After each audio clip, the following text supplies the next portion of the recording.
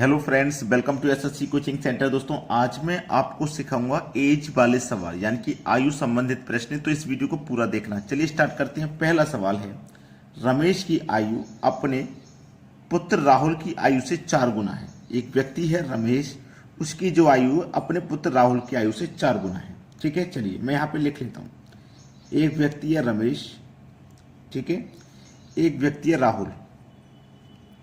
ठीक है, चलिए रमेश की जो आयु है वो राहुल से 4 गुना है। अगर राहुल की 1 होगी तो रमेश की 4 गुना का मतलब 4 हो जाएगी। ये कहाँ की आयु है? ये प्रेजेंट की आयु है, यानी कि वर्तमान की आयु प्रेजेंट की। बोला है 5 वर्ष पूर्व। 5 वर्ष पूर्व पहला कह रहा है, तो 5 वर्ष पूर्व के लिए आप 5 वर्ष ऊपर चले जाइए।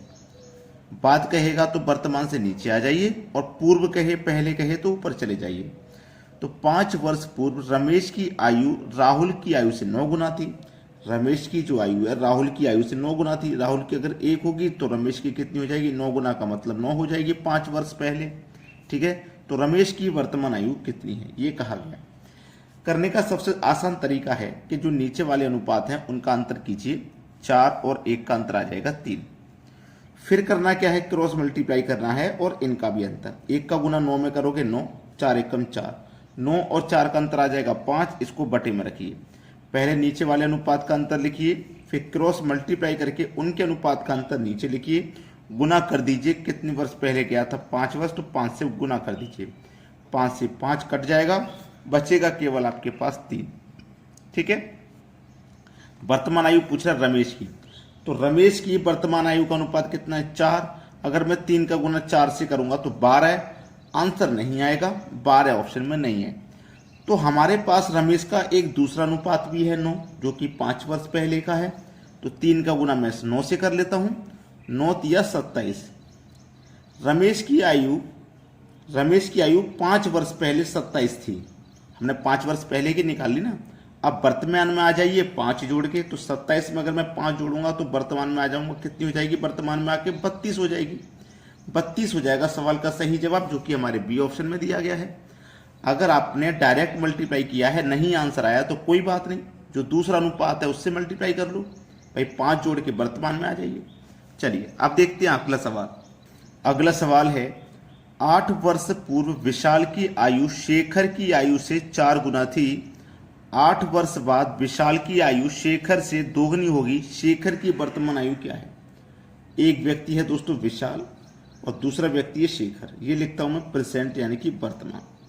ठीक है, वर्तमान का कोई आयु नहीं दे रखा है, 8 वर्ष पहले का दे रखा है। 8 वर्ष पूर्व का मतलब वर्तमान से 8 वर्ष पहले।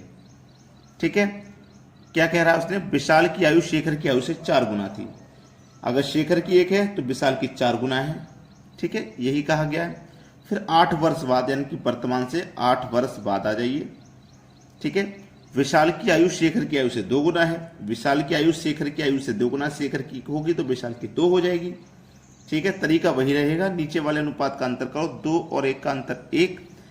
फिर क्रॉस मल्टीप्लाई करो, 1 का 4 से करो 4, 2 का 1 से करो 2, 4 और 2 का अंतर 2। मल्टीप्लाई कर दो, कितने वर्ष है? 8 वर्ष और 8 वर्ष मिला के 16 वर्ष। 2 से कटा दो 16 को 8 बार में, 8 एकम 8 ही रहेगा। बोला है उसने वर्तमान आयु पूछे शेखर की वर्तमान आयु। शेखर की वर्तमान आयु बतानी है, तो शेखर की वर्तमान आयु का अनुपात तो कोई है नहीं। ठीक है, 8 वर्ष पहले का अनुपात है, इसी से मल्टीप्लाई कर देते हैं। शेखर का 8 वर्ष पहले का अनुपात है 1, तो 8 का गुना 1 से करेंगे तो 8 ही हो जाएगा। ठीक है, अब इस 8 वर्ष है, 8 वर्ष पहले की आयु शेखर की 8 है।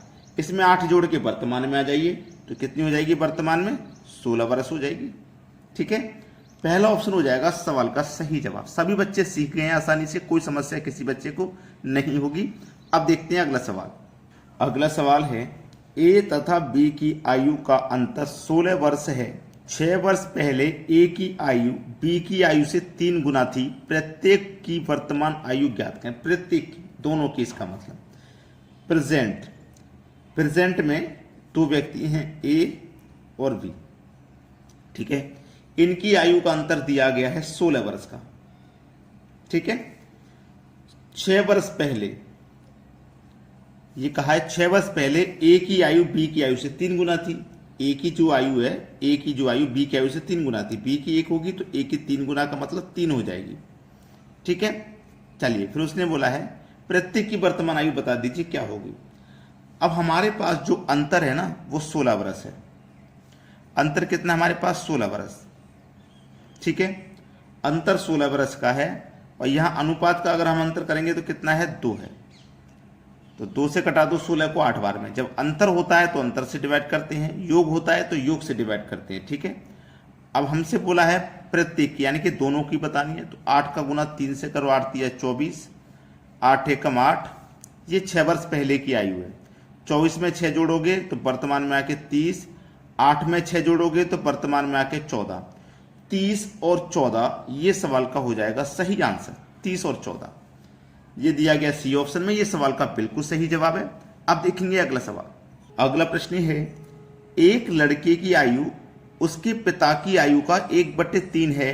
12 वर्ष बाद लड़के की आयु पिता की आयु से आधी हो जाएगी। लड़के की वर्तमान आयु क्या है? बड़ा ही अच्छा सवाल है। ठीक है, एक लड़के की आयु यानी एक सन है और एक उसका फादर है। ठीक है, प्रेजेंट लिख लेता हूं, ये सन है, ये इसका फादर है। बोला है पिता की आयु की 1/3 है। ठीक है, 1/3 का मतलब है पुत्र की 1 होगी तो उसके फादर की 3 हो जाएगी, ये इसका मतलब है। 12 वर्ष बाद, वर्तमान से आ जाइए, 12 वर्ष बाद या नीचे आ जाइए, 12 वर्ष बाद लड़के की आयु पिता की आयु की आधी हो जाएगी। आधी का मतलब है उसके पिता की आयु 2 है तो लड़के की 1 हो जाएगी, ये आधी का हो गई। ठीक है, तो लड़के की वर्तमान आयु क्या है ये पूछा जा रहा है। नीचे वाले अनुपातों का अंतर कीजिए, 1 आ जाएगा। ठीक है, 2 में से गए, फिर क्रॉस मल्टीप्लाई, 2 1 कम 2, 1 दिया 3, 3 और 2 का अंतर, फिर 1 मल्टीप्लाई कितने से? 12 से कर देंगे, 1 से 1 कट गया, बचेगा कितना? 12। लड़के की वर्तमान आयु, लड़के की वर्तमान आयु का अनुपात कितना? 1, तो 12 का गुना 1 से कर दो, 12 ही हो जाएगा। ये आपके सवाल का है सही जवाब, सी ऑप्शन 12। सभी को प्रश्न आसानी से समझ में आ गया है। अब देखेंगे अगला सवाल। अगला सवाल है एक का विवाह 6 वर्ष पूर्व हुआ। अब उसकी आयु उसके विवाह के समय की आयु से 1/4 गुना है। उसके पुत्र की आयु उसकी आयु के 1/10 गुना है। उसके पुत्र की वर्तमान आयु क्या है? ये बड़ा ही अच्छा सवाल है।